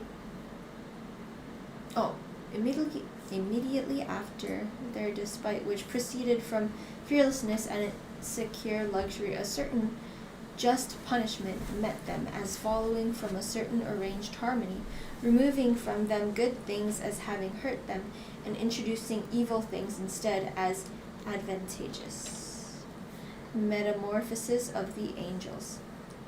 For of the spirits who inhabit the heaven, the angels who dwell in the lowest region, being grieved at the ingratitude of men to God, asked that they might come into the life of men, that really becoming men by more intercourse, they might convict those who had acted ungratefully toward him, and might subject every one to adequate punishment. When therefore their petition was granted, they metamorphosed themselves into every nature, for being of a more godlike substance, they are able easily to assume any form. So they became precious stones and goodly pearl, and the most beauteous purple and choice gold, and all matter that is held in most esteem. And they fell into the hands of some, and into the bosoms of others, and suffered themselves to be stolen by them. They also changed themselves into beasts and reptiles and fishes and birds, and into whatsoever they pleased. These things also the poets among yourselves, by reason of fearlessness, sing as they befell, attributing to one the many and diverse doings of all. The fall of the angels. Okay, hold on just a sec. Oh. That part that she just read, I just have a couple of comments. Mm-hmm. The part that Kaylee just read, focus on that, because, okay, you'd notice that they didn't request to be humans immediately. Like, they wanted to be precious stones, and they wanted, like, it seems like their intentions were kind of good. Like, they wanted men to recognize and repent. That was, like, their main thing, that they wanted to come to earth and be able to shapeshift into these different things. And they started out becoming precious stones and pearls and gold and all different other kind of stuff, and then beasts and reptiles. So keep that in mind, that that's how they started out. Now she's going to read pay attention to this next part, because this answers my question. Okay. The fall of the angels. But when having assumed these forms, they convicted as covetous those who stole them, and changed themselves into the nature of men, in order that, living holily, and showing the possibility of so living, they might subject the ungrateful to punishment. Yet having become in all respects men, they also partook of human lust, and being brought under its subjection, they fell into cohabitation with women, and being involved with them, and sunk in defilement, and altogether emptied of their first power, were unable to turn back to the first purity of their proper nature. Their members turned away from their fiery substance, for the fire itself being extinguished by the weight of lust, and changed into flesh, they trode the impious path downward, for they themselves, being fettered with the bonds of flesh, were constrained and strongly bound, wherefore they have no more been able to ascend into the heavens. Their discoveries. For after the intercourse, being asked to show what they were before, and being no longer able to do so, on account of their being unable to do anything else after their defilement, yet wishing to please their mistress instead of themselves, they showed the bowels of the earth, the choice metals, gold, brass, silver, iron, and the like, with all the most precious stones. And along with these charmed stones, they delivered the arts of the things pertaining to each, and imparted the discovery of magic, and taught astronomy, and the powers of roots, and whatever was impossible to be found out by the human mind, also the melting of gold and silver, and the like, and the various dyeing of garments, and all things, in short, which are for the adornment and delight of women, are the discoveries of these demons bound in flesh. The giants. But from their unhallowed intercourse spurious men sprang, much greater in stature than ordinary men, whom they afterwards called giants, not those dragon-footed giants who waged war against God, as those blasphemous myths of the Greeks do sing, but wild in manners, and greater than men in size, inasmuch as they were sprung of angels, yet less than angels, as they were born of women. Therefore God, knowing that they were barbarized to brutality, and that the world was not sufficient to satisfy them, for it was created according to the proportion of men and human use, that they might not through want of food turn contrary to nature to the eating of animals, and yet seem to be blameless, as having ventured upon this through necessity, the Almighty God rained manna upon them, suited to their various tastes, and they enjoyed all that they would. But they, on account of their bastard nature, not being pleased with purity of food, longed only after the taste of blood, wherefore they first tasted flesh. Cannibalism. Okay, so just hold on a sec. You're gonna keep going. Yeah. But yeah, so you guys could kind of see how that progression went. Like even the Most High was like, I'm gonna even give you manna, whatever flavor you want, whatever, anything but blood, of course. It give you the food eaten by angels, by and they just kept wanting to devour everything. So they started with the animals, they worked their way, and then now you can continue reading this with the cannibalism part. So you can see these horrific pictures I put up here. Hollywood loves to show us in plain sight what they do, right? So there's quite a few movies out there about giants. The one that I can think of is the BFG. I think one of these might be from that. Isaac, do you recognize? Bottom left, BFG. Do you recognize where these might be from? Bottom right looks like a live action adaptation of Attack on Titan. Yeah. Okay. And then the top middle one, I'm not too sure. Okay, not BFG again? These two might both be from that one, but I'm not sure. No, I don't know about the top one. I don't remember them dressing like that. So. Okay. Yeah, the BFG, I would recommend that if you want to see these beings in Hollywood, and it's pretty good CGI that they create for that movie based on a children's book, which, they always have to try to teach them young about these kind of things, and the horrific parts, right? Okay, so we're going to go on to the cannibalism part. Okay. Cannibalism. And the men who were with them there for the first time were eager to do the like. Thus, although we are born neither good nor bad, we become one or the other, and having formed habits, we are with difficulty drawn from them. But when irrational animals fell short, these bastard men tasted also human flesh, for it was not a long step to the consumption of flesh like their own, having first tasted it in other forms. The flood. But by the shedding of much blood, the pure air being defiled with impure vapor, and sickening those who breathed it, rendered them liable to diseases, so that thenceforth men died prematurely. But the earth being by these means greatly defiled, these first teemed with poison-darting and deadly creatures. All things therefore going from bad to worse on account of these brutal demons, God wished to cast them away like an evil leaven, lest each generation from a wicked seed, being like to that before it, and equally impious. It's okay, impious. Impious. It just means not righteous, basically. Okay. Okay. Impious should empty the world to come of saved men, and for this purpose having warned a certain righteous man, with his 3 sons, together with their wives and their children, to save themselves in an ark.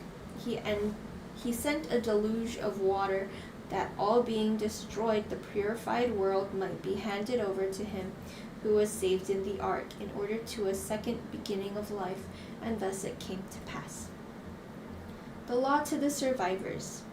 Since therefore the souls of the deceased giants were greater than human souls, inasmuch as they also excelled their bodies, they, as being a new race, were called also by a new name.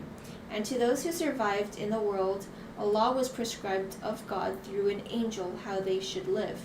For being bastards in race of the fire of angels and the blood of women, and therefore liable to a desire of certain race of their own, they were anticipated by a certain righteous law. For a certain angel was sent to them by God, declaring to them his will, and saying, These things seem good to the all-seeing God, but that you lord it over no man, that you trouble no more, unless one of his own accord subject himself to you, worshipping you, and sacrificing and pouring libations, and partaking of your table, or accomplishing anything else that they ought not, or shedding blood, or tasting dead flesh, or filling themselves with that which is torn of beasts, or that which is cut, or that which is strangled, or anything else that is unclean. But those who betake themselves to my law, you not only shall not touch, but shall also do honor to, and shall flee from their presence. For whatsoever shall please them, being just respecting you, that you shall be constrained to suffer. But if any of those who worship me go astray, either committing adultery, or practicing magic, or living impurely, or doing any other of the things which are not well-pleasing to me, then they will have to suffer something at your hands or those of others according to my order. But upon them, when they repent, I, judging of their repentance, whether it be worthy of pardon or not, shall give sentence. These things therefore ye ought to remember and to do, well knowing that not even your thoughts shall be able to be concealed from him. Willing captives.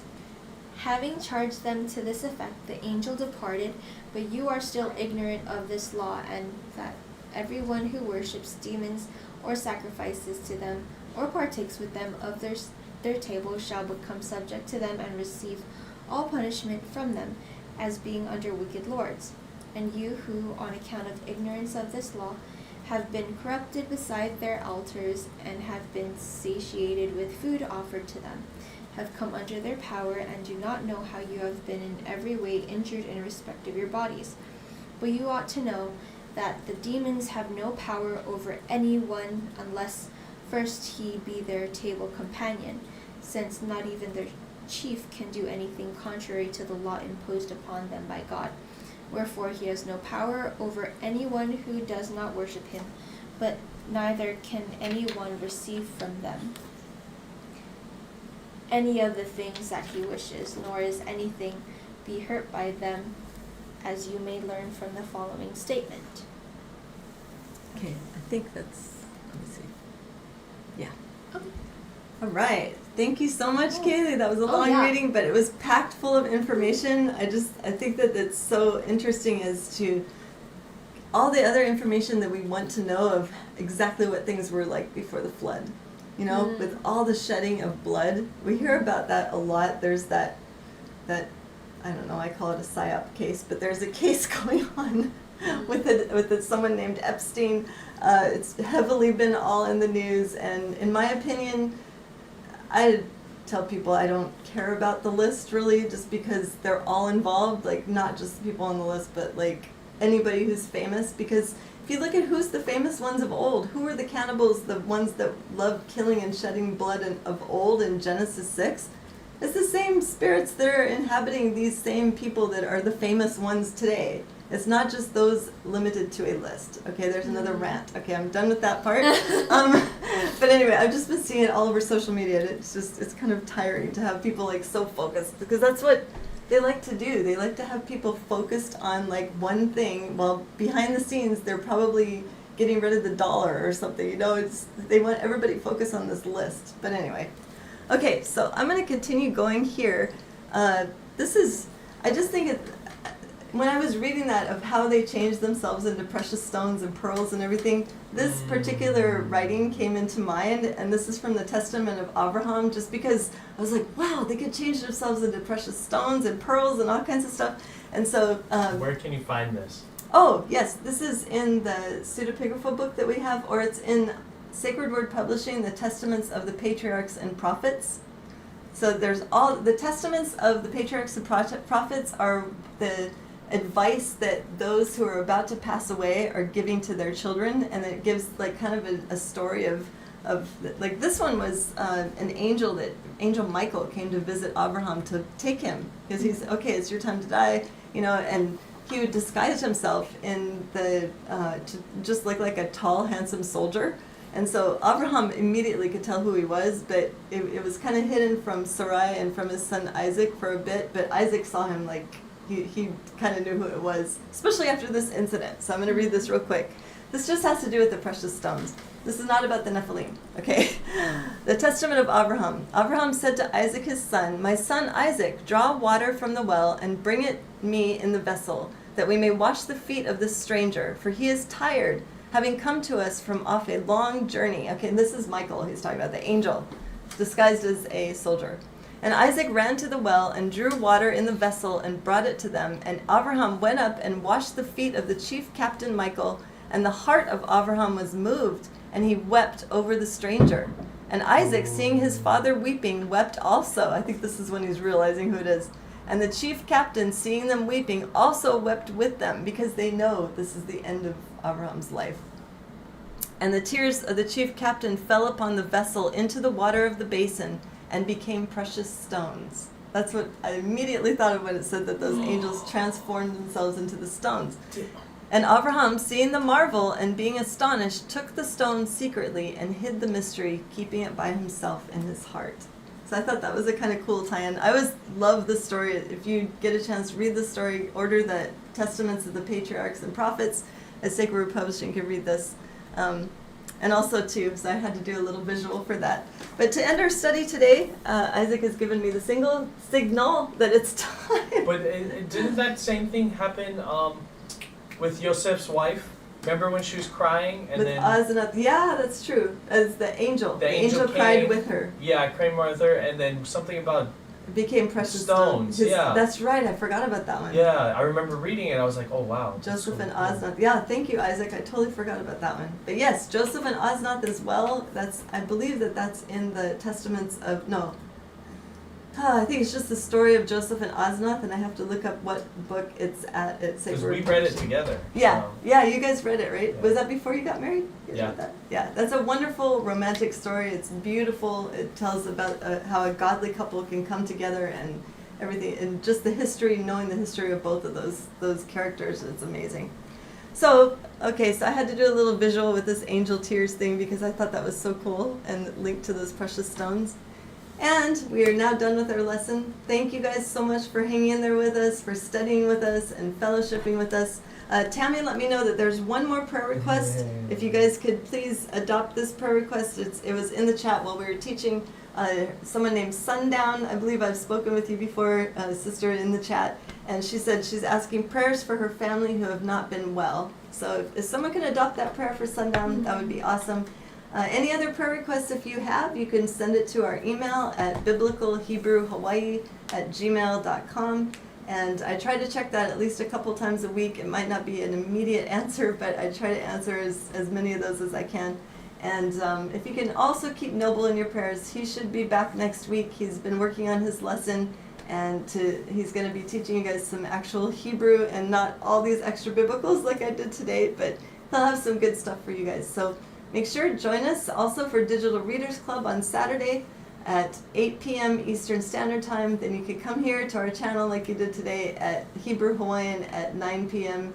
Eastern Time. It starts at 4 o'clock here in Hawaii in the afternoon, so it's still daytime out here. But you guys have a wonderful evening, and we will see you next weekend. We'll see you at a few shows on Zen Garcia's channel throughout the week. I believe I'm doing a show with Zen on Wednesday again. So have a wonderful week, and thank you, Kaylee, for helping me today. Thank you, Isaac, for running all of our tech. Blessings and shalom. Aloha.